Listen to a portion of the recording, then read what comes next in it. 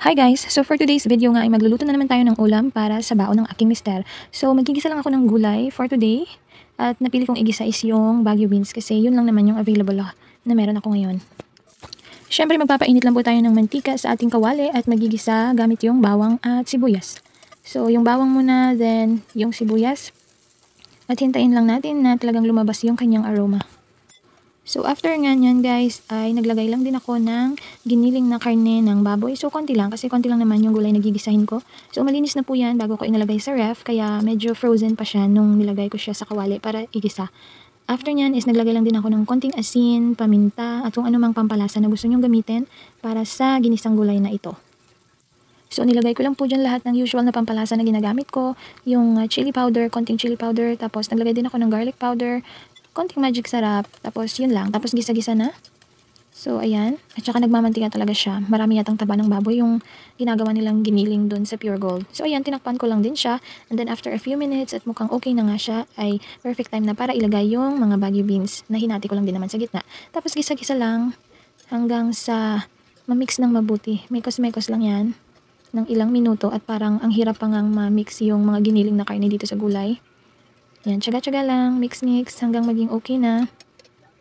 Ayan, at naglagay na din ako ng liquid seasoning para mas lalo siyang sumarap.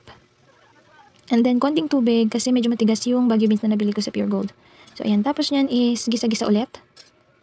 Ayan. Naku, ang tagal ng pag-gisa-gisa nito. Of course, after po nyan ay tatakpan lang natin at hintayin maluto.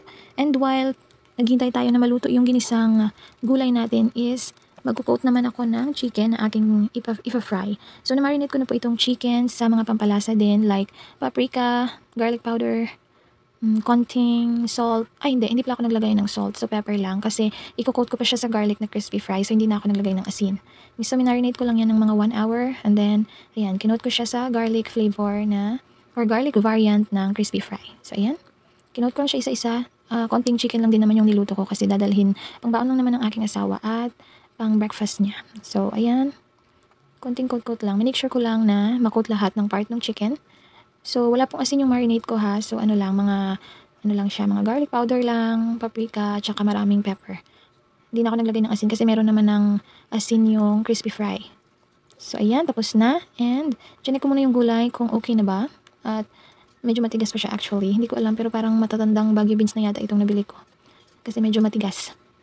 Ayan. So, of course, while gisa-gisa, wag po natin kakalimutan na tikman para masigurado natin na tama yung lasa at ma-adjust din natin yung mga ingredients or mga pampalasa na kailangan. Ayan. So, chinek ko nga talagang matigas pa siya. Ayan. Tinikman ko na lang to see if it's okay na. And mukhang, yes, parang kulang siya sa alat. So, naglagay ako ng konting-konting patis para madagdagan lang din ng kulay yung ating ginisang gulay. So, ayan. Mekos-mekos again. Para ma-mix lahat, naglagay din ako ng kaunting tubig kasi parang maubusan na siya ng sabaw. Gusto ko pa naman may konting-konting sabaw na matira. So, ayan, tinakpan ko lang ulit at naghintay ako ng mga 3 to 5 minutes yata. And then, yan na. I think okay na yung gulay. So, tinikman ko lang siya ulit just to make sure na okay na nga yung lasa. So, ayan, perfect. Tapos na. And then, after that is mag-fry na tayo ng chicken. So, same pan lang din po ito. Nilinisan ko lang. Wala kasi akong malalim na pan. So, dito na lang din ako mag-fry. Ayan, so nilagay ko na isa-isa yung mga chicken na na-coat natin ng crispy fry. Konti lang naman yan.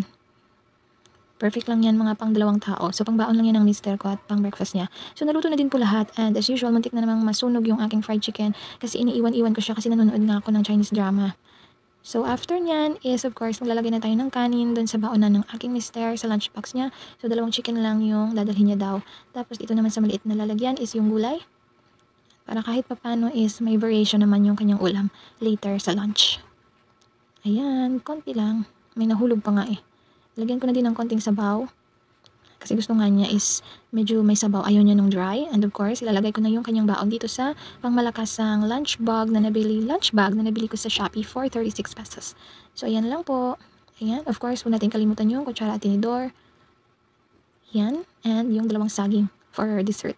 Yun lang po for today's video. Thank you so much. See you on my next video. Bye-bye!